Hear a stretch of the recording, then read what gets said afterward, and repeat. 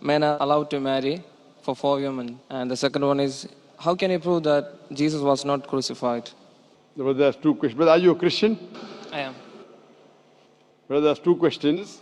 That why does Islam permit a man to have up to 4 wives? Why does Islam permit a man to have more than 1 wife? And second question, how can you prove that Jesus Christ, peace be upon him, was not crucified?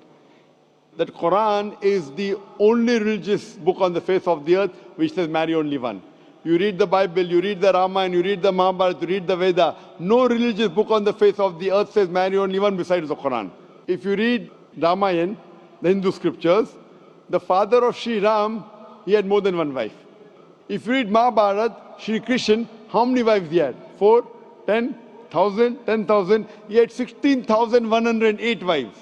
So if Sri Krishna can have 16,108 wives, so why can't Muslims have maximum up to 4? If you read the Old Testament, it says that Solomon, peace be upon him, had 700 wives. Abraham, peace be upon him, had 3 wives. So Old Testament tells you can marry as many wives as you want. Same as the New Testament says that you should follow Old Testament. So in Hinduism, in Christianity, in Judaism, you can marry as many as you want. It is later on that the church put a restriction that Christians should marry only one. It is later on Rabbi Benjamin Yehuda passed a synod and say that Jews should marry only one.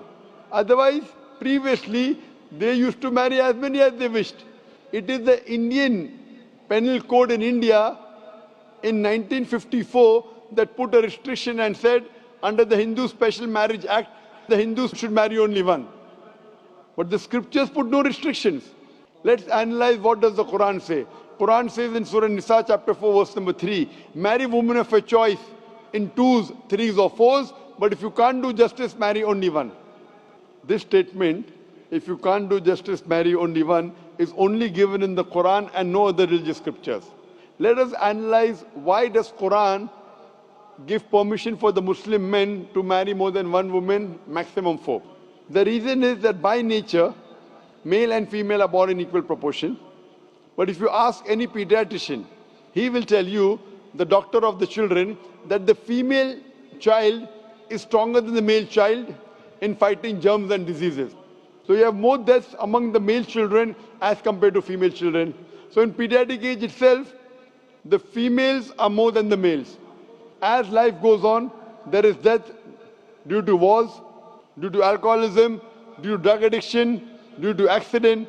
In all these cases, more men are dying as compared to females. So today in the world, there are more females as compared to males. In few countries, like India and China, the female population is less than the male population because of female feticide and female infanticide. In India, according to a BBC report, every day more than 1,000 fetuses are being aborted after they are identified as females. If you multiply this figure by 365, you get a total of more than 1 million fetuses are being aborted every year in India after they are identified that they are females. According to the Tamil Nadu government hospital report, out of 10 females born alive, 4 are put to death. If you stop this evil practice of female feticide and female infanticide in India, even in India, the female population will become more than the male population. Even in China, if you stop this evil practice, the female population will become more than the male population. Today, if you analyze, in USA alone, there are 4.7 million females more than males.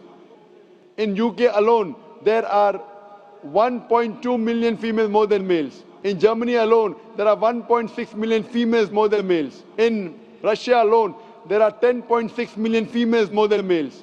And God alone knows that how many females are more than males throughout the world. If I agree with you that one man should only marry one woman, and suppose your sister happens to live in America, or suppose my sister happens to live in USA, and the market is saturated, every man has found a wife for himself, yet there will be 4.7 million females who will not find life partner. And if your sister happens to be one of them, or if my sister happens to be one of the 4.7 million females who have not found a life partner for themselves, the only option for them is that she either marries a man who already has a wife or becomes public property. Public property, such a harsh word. It is the most sophisticated word I can use. I cannot use a better word.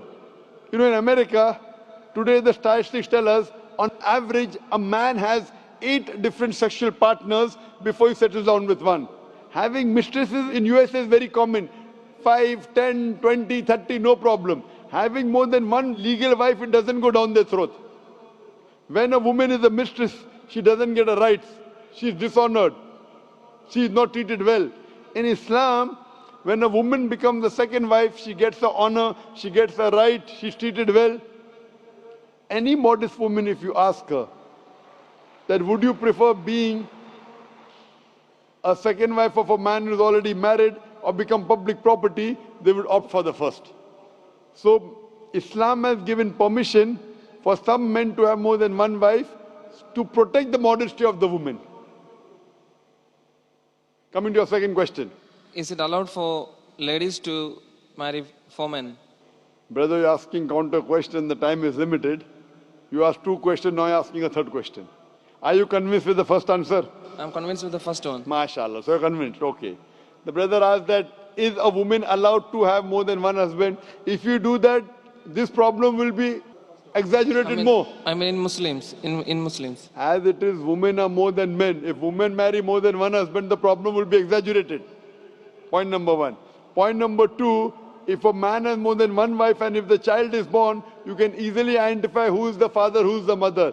If a woman has more than one husband and if the child is born... The DNA is still allowed. Brother, let me finish the answer, na? You asked the question, was I interfering? Was I interrupting? Yes or no? No. No. So why are you interrupting? After I finish, you can ask, na? I'm a medical doctor. Are you a medical doctor? No. I'm a medical doctor. I know about DNA testing. I'll come to it. Once, if a woman has more than one husband, 2 husbands, and if a child is born, and if he goes to admit in the school, and if the question, who's your father, she'll have to give 2 names. You're talking about DNA testing. I know about it. DNA testing is recent. Was DNA testing there 50 years back? Was it there? No. It's a new recent discovery, yet it's not 100%. Even if I agree it's 100%, it is now, it wasn't there before. Islam is there since time immemorial. And this is not the only reason. Even if I agree tomorrow it becomes 100% perfect, this is not the only reason. Today science tells us that man is more polygamous in nature as compared to the female. Today science tells us that during menstrual cycle, the female undergoes certain psychological changes. It's not possible for her to do the role of multiple wives. But a man doesn't undergo these changes. It's possible for him to do a role of multiple husbands. Today science tells us that if a man has multiple sexual partners and all are faithful, there is no problem. But if a female has multiple sexual partners and all are faithful, there are chances of sexually transmitted diseases to emerge. And that disease will go back to the male partner. So medically, it is not acceptable that a female has multiple partners, but medically and scientifically, it's acceptable that a male can have multiple partners.